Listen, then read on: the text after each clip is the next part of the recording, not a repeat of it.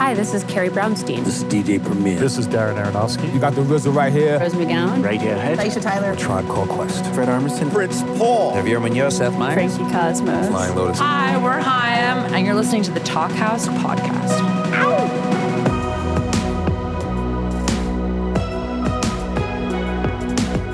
Hello and welcome to the Talkhouse Podcast. I'm Josh Modell. This week's episode brings together two important figures from the 90s shoegaze movement and beyond, Miki Berenyi and Debbie Googe. Now, Berenyi was one of the two women at the front of Lush, the powerhouse band that burned very bright from the late 80s to a difficult end in 1996. Their fascinating story and much more is told in Berenyi's recent autobiography, the excellent Fingers Crossed, How Music Saved Me from Success. The book details everything from Berenyi's childhood through a no-holds-barred look at her band's successes and failures, from management woes to infighting to a stage dive on Lollapalooza that left her in literal stitches. Berenyi is about to launch a U.S. tour, her first in a while, that also marks the beginnings of a new band, the Miki Berenyi Trio. Details can be found at mikistuff.com. That's M-I-K-I stuff.com. Check it out. The other half of this conversation is Debbie Googe, best known as the bassist for My Bloody Valentine, perhaps the most legendary of the shoegaze bands. Googe was there almost from the Volatile band's start, both in their early, more rocking days, which you'll hear a bit about in this chat, to its ongoing reunion. In the long stretches between My Bloody Valentine tours, Googe has played in other interesting bands, including Thurston Moore's solo lineups and with Brix Smith of The Fall. Googe also recently started performing and recording more experimental music as Googie, including a recent collaborative single with Too Many Things. As you'll hear, Berenyi and Googe know each other from way back, from the days when their bands were small enough to be playing shows in squats, in fact. In this chat, they talk about what touring is like in Europe versus their UK home, better food in Europe, as well as Berenyi's bandmate and partner Moose losing his passport recently. Googe tells the hilarious story of her My Bloody Valentine bandmate Bilinda Butcher auditioning for the band, which involves accidentally being interviewed for another, entirely different job. Enjoy.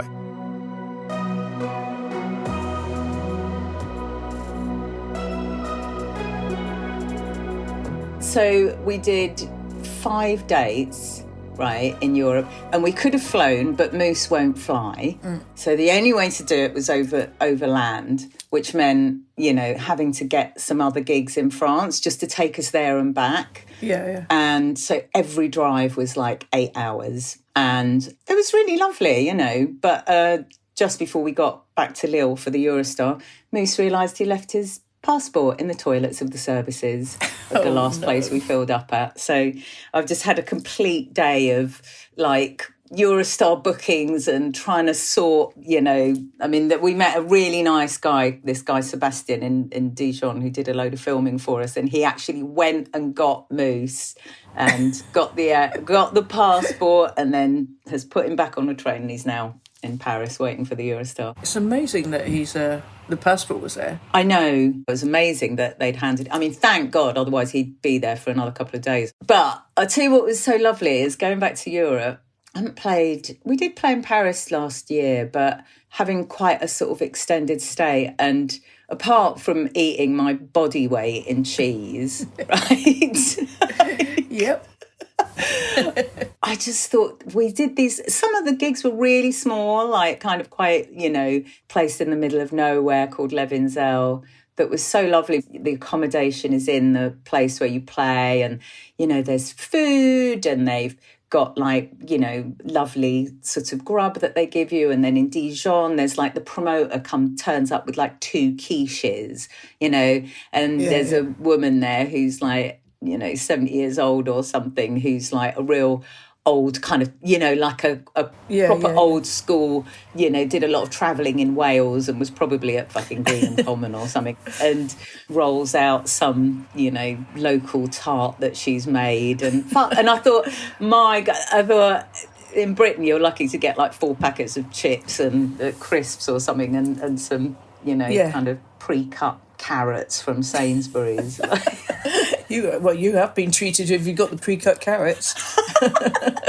I did a little tour with Too Many Things last year, and that was kind of Belgium and Germany, and really tiny gigs, but really lovely people and really amazing places. Like the first place we played was it was a little theatre, and they dressed the stage up like a 70s living room. So essentially, you're playing in a 70s living room, and they only have a gig once a month, and they only have whatever the artist is can only play there once.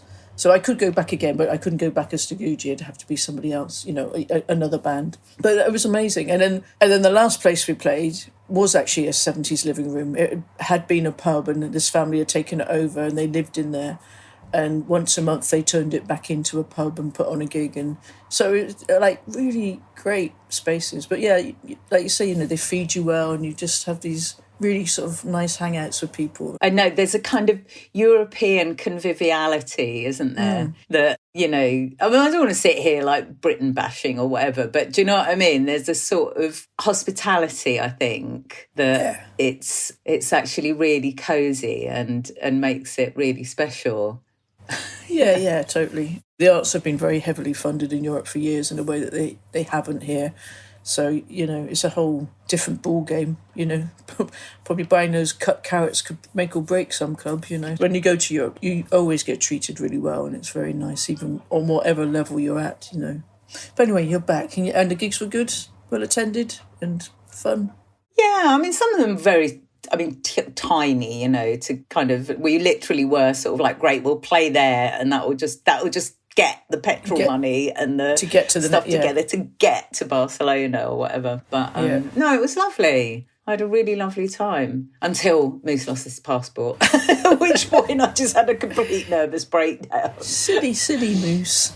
Yeah, I only had a breakdown for about 2 minutes where I was just ranting and then he was like going, well, it's not my fault. And I was going, I know, but you just need to leave me 2 minutes to scream my head off and then I'll be fine, right? Then I will stop. No, also being in a band with your partner, you should know you need 2 minutes to scream your head off and you'll be fine. Yeah, I'm trying to think when I was in the band with Chris. Yeah, there was probably quite a lot of sulking that went on then as well, actually. Now I think about it. It's a long time ago. Well, obviously you've got Kevin and Belinda, so, but we won't gossip. Yeah. I'm sure that had its moments as well. Well, it had its moments, we'll leave it at that, yeah. Well, it's probably like, couples, siblings. I mean, anyone who's got that, there's a crossing of a boundary, isn't there? And it's a very intense world, isn't it? Regardless, even without those things, touring is a very intense world. You tend to become like this very insular little gang. And then you throw on top of that, like very intimate relations as well. It's, it's no wonder it can be difficult at times. But, mostly it's fine, I'm sure. And I assume it is with you and Moose, apart from that 2 minutes. But that was Moose. I completely blame Moose. It was his fault. I mean, I suppose I feel bad because him and Ollie were doing all the driving. So I'm sitting there in the back seat, having a go. I mean, I'll be honest with you, about 10% of it was me thinking, thank fuck it wasn't me. Is it normally you? It could have been. I am quite scatterbrained. I have to check my passport 75 times before I get on anywhere. Do you know what I mean? And I have left passports and I have left things. It's a mind fuck, yeah. So I wasn't gonna go on about it. But here we are going on about it. Welcome home, Moose, when you find. But here we are going. But how are you? Sorry, this is being like launching a slightly formal question. So do you? Because it is if you're touring with the Valentines, tour managers, it's all kind of in hand. I mean, that's why I actually think, when you mention relationships on tour and stuff, I do think it's quite infantilizing. Do you know what I mean? Oh, yeah, You end up just needing someone to even fucking walk you to your hotel room because you can't even count the number. Oh, I don't know whether to turn left or right, Yeah. Whereas when you're kind of managing, Googie or smaller tours where you kind of are, there's several roles, really, isn't there? Yeah. Do you prefer one over the other? No, I prefer elements of one over the other. I like the autonomy of doing your own things and not having to herd kittens. And if you decide you want to go and visit a certain place, you just do it and you don't have to tell 15 million people. And so I like that aspect of it. I have to say I do also like the aspect of being taken care of completely and not having to think about those things. Generally, I just feel very lucky that I can do either, let alone both, So it's kind of amazing to me that I'm still getting away with it at this age and still doing it, still having fun. So there is a middle thing as well, because you've toured with Thurston and Brix and whoever else, do you know what I mean? All these other bands where, I guess you can, is there an element that you can stay out of any drama Do you know? Because I kind of liken it a bit to when I was like, when I had a normal job and when I worked in an office. And then for a period, I was like just freelancing. And I quite liked being able to just go into an office and not get involved in all the politics. You know, you're just there to do a job and you do it and you're friendly and then you just fuck off. Yeah. Maybe less so with the Valentines because, you know, because we know each other very, very well. With Thurston, it doesn't really... Things are, I mean, never within the band. There's never any kind of arguments or anything within the band, really. I suppose because we're also, you know, we were so much older when we started that. We were well into, apart from James, we were, you know, into our, Thurston and I were well into our 50s. So you're kind of a little bit less inclined to, you know, we would never have an argument. I can't imagine, I just can't imagine ever having an argument with Thurston. But I'm fairly good at, I'm very diplomatic. I can put my head down when it's needed. Because it is, you know, it's not always your business and things they can rear out of nowhere, you know, and actually sometimes putting your oar in can actually make those things a little bit worse, you know. Sometimes you need to sit back and let people just... That is so true. Have their moment, you know, and not get stuck in. I've been on several sides of that where you've got, like, people who start to get really bloody involved and it never really helps, does it? It doesn't usually. I mean, there are times when you have to, you know, when you have to sort of step, but most of the time you don't need to. You know, it's just, it is just that intensity of bands being on tour and emotions, you know, and that, you know, you don't need to step in. People usually sort their own shit out and you can, if you give them a bit of space, you know. Most bands are kind of, there's always somebody who's willing to get stuck in, somebody who sort of sits back. So, you know, the kind of balance of bands is usually that we're all a little bit different in how we kind of react to things and to each other, you know. If we all wanted to, you know, get stuck in, it would be pretty combustible. Yeah, and if we were but all maybe like if nobody wanted to get stuck in, it would be fine. Maybe nothing would happen at all. So, you know, you need a sort of a bit of both, you know. You know, you need a bit of everything. Yeah, sometimes people can be more combative with each other and then a different mix of people and it's someone else. Do you know what I mean? I've certainly had arguments on tour and there's certainly been moments where I've been as combative as anybody else, you know. But it isn't generally part of my nature, for sure. And I think that's why it's very easy for me to sort of fit into other bands. Like, my issue with joining other bands wasn't anything to do with the personalities or things like that. It was always to do with confidence about playing in another band.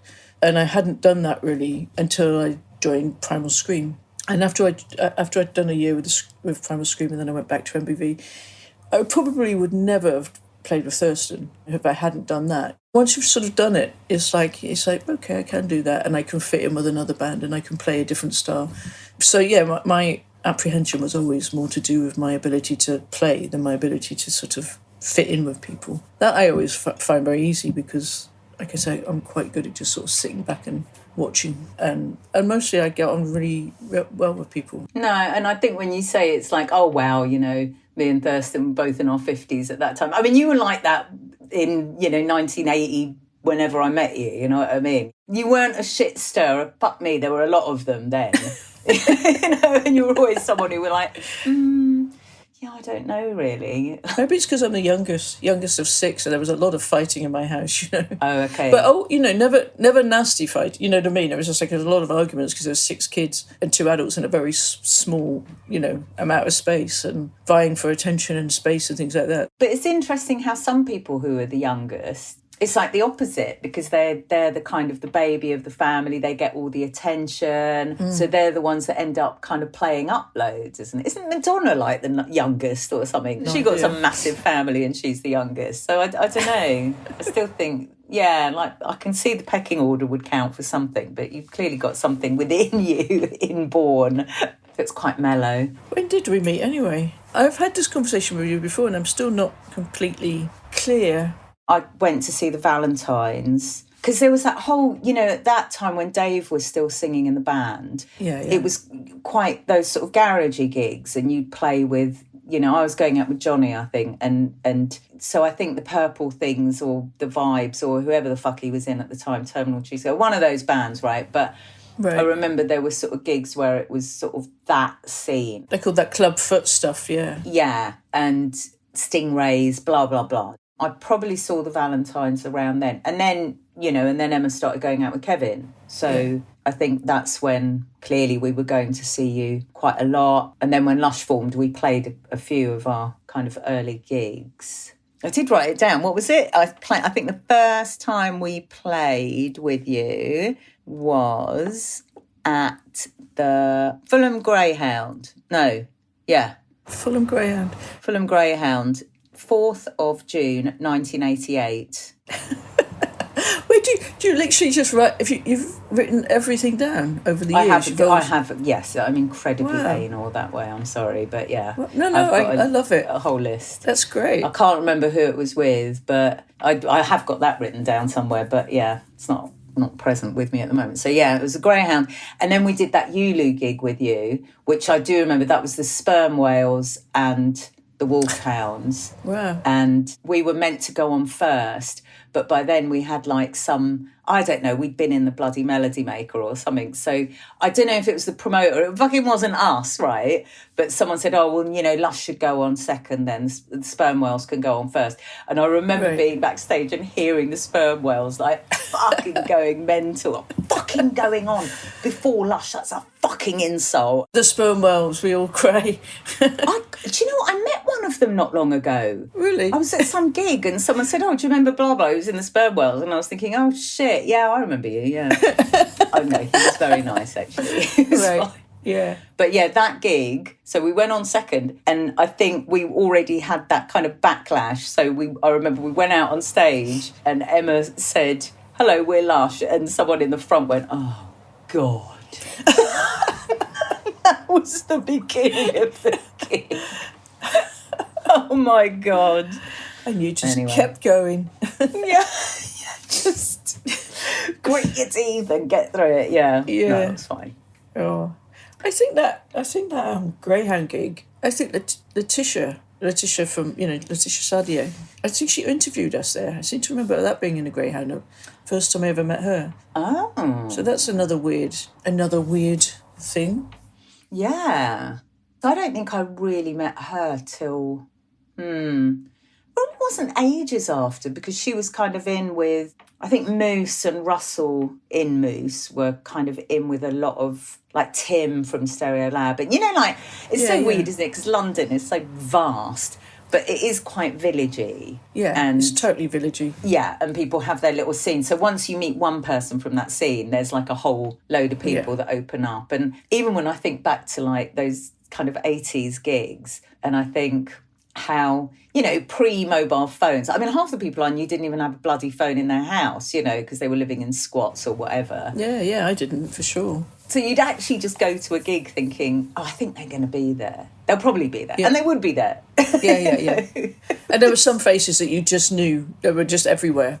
Was there a guy was he called Anthony or something, who used to work with you? Ginger hair. Was he from Scotland? He used to hang around with you lot. You don't even remember, do you? No, I'm like, Anthony with ginger hair from Scotland. It was around that kind of really early time. And I tell you what, I remember, like, I'd see it and I used to think, God, you're a bit snotty, actually. I've met you loads of times and you keep blanking me. And I remember you played at Dingwalls, and I went up to him and I thought, right, I'm fucking having this out now. And I went up and I said, you know, just fucking say hello. You know what I mean? What's the problem? And it was actually a different Anthony, who looked exactly like him, who was from Scotland, had ginger hair and was kind of wan and pale. And I was like, fuck off, you are literally taking the piss now. And he said, oh, it's not me. I can't remember him either, so, you know, maybe you've made him up. You're just going up to random guys saying, I think it was a hallucination. Fucking talk to me. Which isn't a bad ploy, actually. Maybe I should use that, yeah.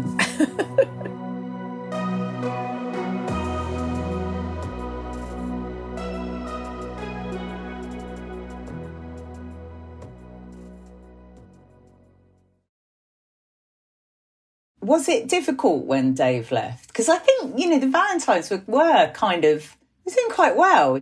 We had a bit of a roll going. We had a few singles out. We did 2 or 3 EPs with Dave. And, you know, and things were going all right. I was I was surprised when he said he was going to leave. Sort of surprised and sort of not, you know. Before I joined, his girlfriend Tina had been in the band as well. And she had played keyboards, they didn't have a bass player. And she left and Dave kind of kept going for a couple of years. He'd always wanted to write, and that's kind of one of the reasons he left, was that he wanted to concentrate on writing. And he has brought out a few books, I think, as well, at least 2 or 3. So it was strange when he left because he was the front person. So he sort of felt, and he was quite a dynamic front person. You know, he used to sort of, he was kind of modelled on Iggy, really, wasn't he? Kind of chuck himself around the stage. It was pretty much the opposite of Kevin and Bilinda. It was really, he was really quite a wild man up front. So it was hard to think what it might be like without him. But we just kind of got on with it. We very quickly went into auditioning people. And auditions were hilarious. We used to practice at this place down in Euston underneath a shop called Transformations, which was a transvestite shop, and it sold like very large and very brazen clothes for sort of drag queens and transvestites and things. And we practiced downstairs, and people would have to go down into, it was called Salem Studios. The first couple of people that came for auditions were so awful. There was one guy who kind of bounced around doing this. I think it was a rap of some sort. It was just like, around the world with a nuclear bomb, around the world with a nuclear bomb. And we were just like looking at each other, not knowing what to do, and kind of facing the wall so we couldn't see us laugh. And after a couple of those, we had a sort of signal system with the people who ran the studios. It's like, regardless of who it is, after 10 minutes, just come in and say there's another person, even though there never was, and there weren't that many people. And then eventually Belinda came along, and she accidentally went into the shop, who were, just by coincidence, had a job going for a beautician. And she had done sort of stage makeup stuff because, she's a dancer, and at that time she was very much a dancer. She was still at university doing dancing, I think.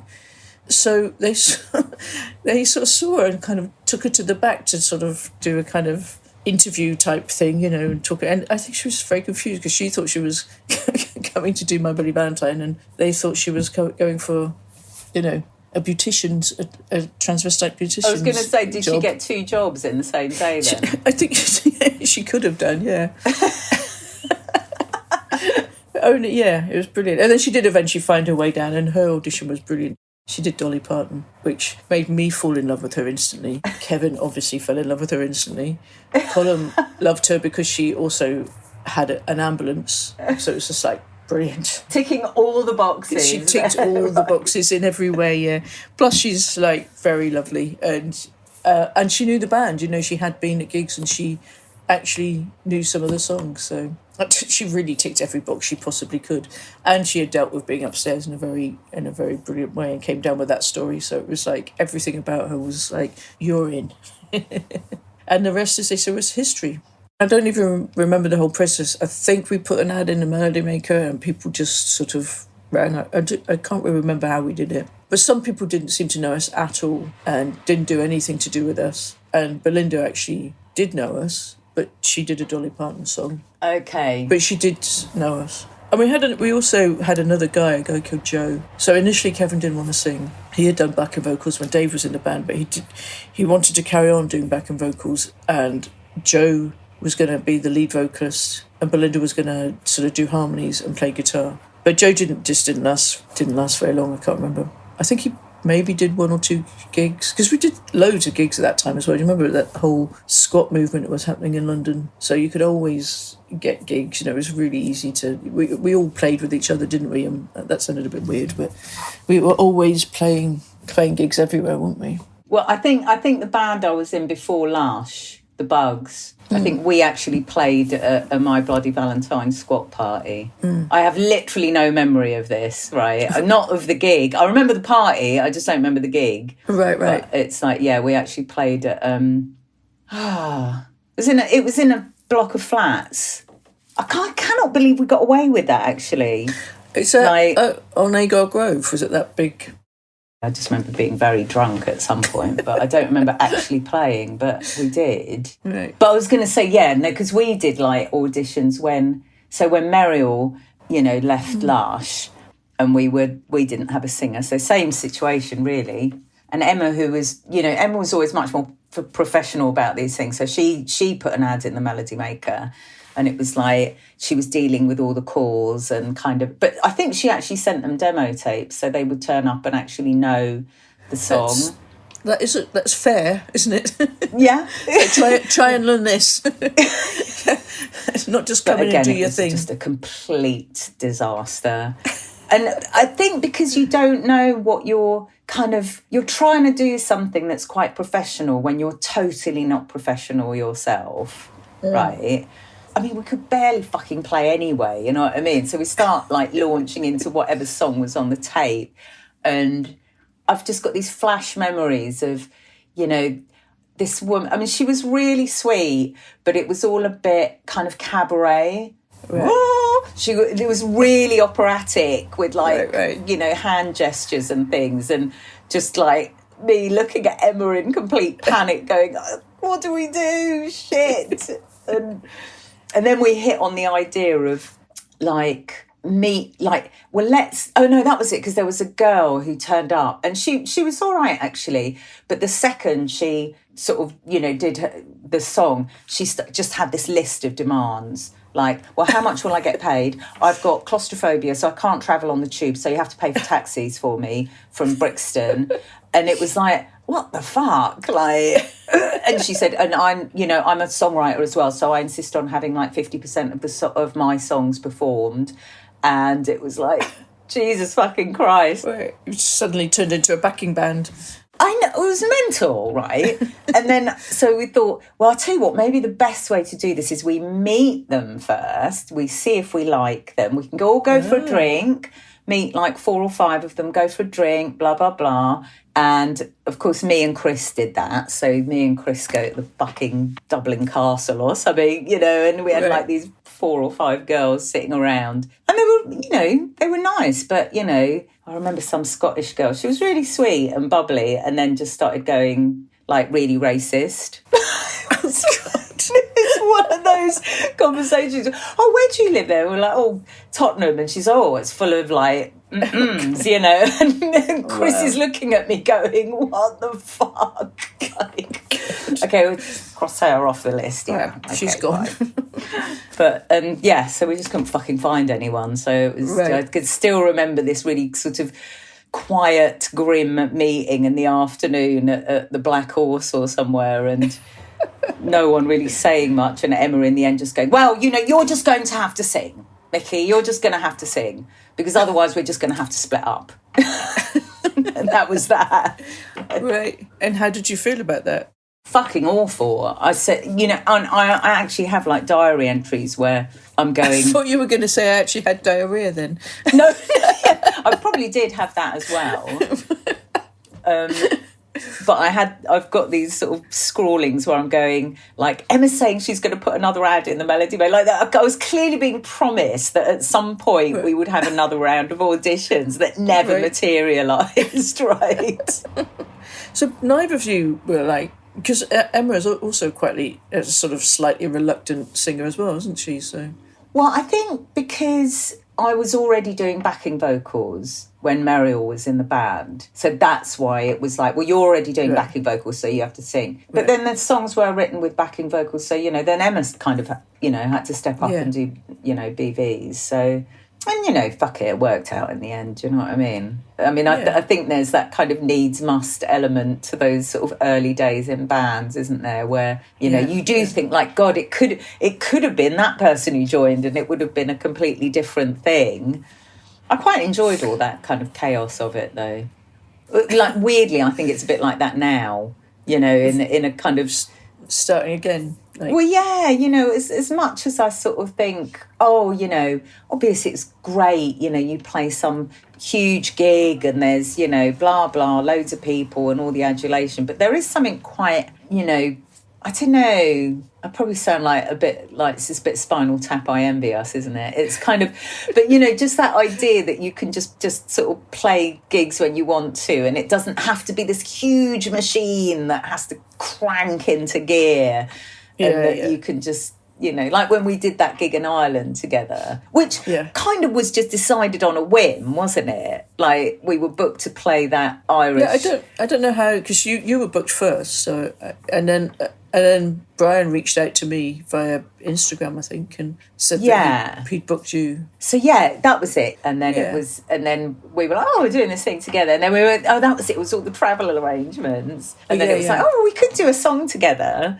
And, but I quite like that sort of, I mean, I'm not going to lie, I know what you were saying earlier about having the confidence to play with Primal Scream, and once you've done that you felt like more relaxed. I was fucking nervous as shit when I came to like rehearse your song. I was thinking, fuck me, I'm going to be like, it's going to be awful, I'm going to totally embarrass myself. Oh, you were great. Oh, well, you have to say that now, don't you? Not at all. You were. I was very impressed. You'd done a lot of homework. I did do a lot of homework. You were very, I was like, you were like, yeah, but it'd be better if we just actually stop here. And I was like, wow, you want to stop? That's Ooh, imagine that. No, I thought it was great. I'm a terrible one for sort of, you know, downplaying things and going, oh yeah, you know, I can't really play and blah, blah, blah.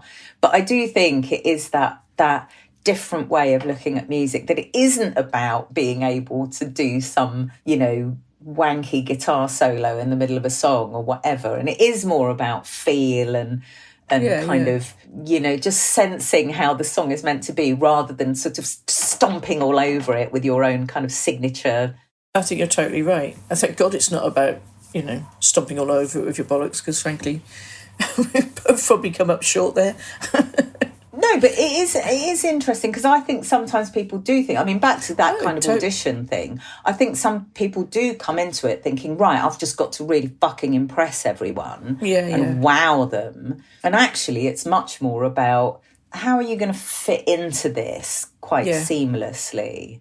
Probably some people do want someone to kind of come in and, you know, wazz a load of solos all over something. There are bands that definitely want somebody to wazz all over them, for sure. 100%. But no, I think you're right. This sort of, you know, that probably isn't us or most of the musicians we know, to be honest. But yeah, I suppose it's the way I think about bands as well. Like, I mean, you know, you're doing a solo thing. I just don't think I would ever have... There's actually no way I could do that. There's no way I could have the confidence. But then I think you were saying that when you was working with Thurston, that made you think that you could do that. Yeah, and actually Jem from Thurston's band was like the one who kind of, you know, really... He sort of suggested one night drunkenly that I'd take one of the slots at a club that he puts on, and I drunkenly agreed, thinking not really anything. And even the next day, I'd completely forgotten about it, to be honest, and for several days afterwards, until he mentioned it again and sent me a copy of the poster to agree with, and I was like, what? Thurston introduced me to a whole world of improvisation and things, so through that I had done improv stuff which I'd never done before, and I'd always just thought, no way, you know. Even the idea, even the word jamming used to freak me out, let alone, you know, actually doing it, so... But Thurston has sort of introduced me to a whole lot of ideas, and then Jem kind of held my hand and pushed me through the process of doing solo stuff, including kind of putting a record out and the tour we did in November and things like that, you know. And actually we've just put out a little single together, and we're going to go out and tour that, you know. So we're still working together, and he's still pulling me through it, dragging me through. It's funny though, isn't it? Because I think a lot of people, I think their idea of musicians is that they're desperate to just muscle in the front and kind of, do you know what I mean? Yeah. And I think sometimes people don't realise that actually, you know, a lot are kind of like, no, I'm fine back here, you know. Yeah, I've written bits and pieces, you know, forever, and I'm quite happy just doing it. And it never occurred to me that actually releasing them validates them any more or any less. You know, they're just there. I enjoy making them and recording them, and, you know, and part of, you know, not releasing them probably is not wanting to sort of put your head above the parapet, for sure. And part of that changes, I think, with age. I sort of perhaps you know, and it's not that I don't care, but it doesn't worry me in quite the same way what people think about me anymore. Enough friends, and I've... Also, time's running out. Yeah, well, that as well. You know, there's barely a month goes by where you don't, you know, there isn't a post about somebody you know quite well or very well or distantly, you know, but there's really, I mean, even more than that, I would say. It's barely every couple of weeks it happens now, where you see something, you're like, oh God, I met them or I know them, or, you know, and it's, yeah, time is short, and you know, you've been told that all your life, but I'm definitely at a stage where it's becoming more and more evident, I think. So, yeah, so the idea of kind of, you know, sitting back and thinking, oh, I can't do this in case people don't like it, becomes really more and more irrelevant, I think, as you get older. For sure. And even waiting for the perfect moment, do you know what I mean? Yeah. I remember that, actually, even having kids and people I know, you know, where younger people who are thinking of having kids, and I'm always like, just fuck it. If you're going to have them, right? It's never the right fucking time, and it's a fucking nightmare, half of it. So just get on with it, right? Like, you know, if you're going to do it. It's a fucking nightmare. Well, yeah, it is a bit. I mean, it's wonderful, but yeah, it's like anything, isn't it? It's like anything that you feel is like, you know, gonna occupy a huge part of your time. It has to be bloody worth it, and it has to be wonderful, but it is going to be shit as well. You know. Yeah. That's my philosophy, anyway. I'll take your word for it. I've never had my own. I've been very lucky, and you know, I've been very close to my ex-girlfriends. I've, you know, been involved in bringing up kids with them, but and they're lovely. But the great thing is, when it gets to those shit points, you can just hand them back. No shit. You don't know how fucking envious I am. Yeah. So what's next for you, Miki? Oh, I'm going to America in a couple of weeks. Well, I've got my visa interview tomorrow, so... Oh, nice. So, fingers crossed. They don't make it easy, do you know what I mean? It's like, I've been printing out forms and fucking, crossing T's, dotting I's, all of that, you know. Right. So, yeah, I'm setting off about 7 o'clock in the morning, so we'll see. Yeah, you know, one time I went to the American Embassy, and it's always stupid early, isn't it? You're supposed to be there at 7. And I had a Nick Cave and Warren Ellis were in the queue, and it was something so surreal about seeing them at that time in the morning. It was like, whoa. There is something about that kind of out of context thing. Yeah, it was really weird. And also because I'm not usually awake at that time, it was like I did think, am I fucking dreaming? Yeah, I felt much the same way when I went to my Enterprise Allowance interview and the bass player from Loop was there, and I thought, what the fuck? Thanks for listening to the Talkhouse Podcast, and thanks to Miki Berenyi and Debbie Googe for chatting. If you liked what you heard, please follow Talkhouse on your favorite podcasting platform and check out all the good stuff at talkhouse.com. This episode was produced by Myron Kaplan, and the Talkhouse theme is composed and performed by The Range. See you next time.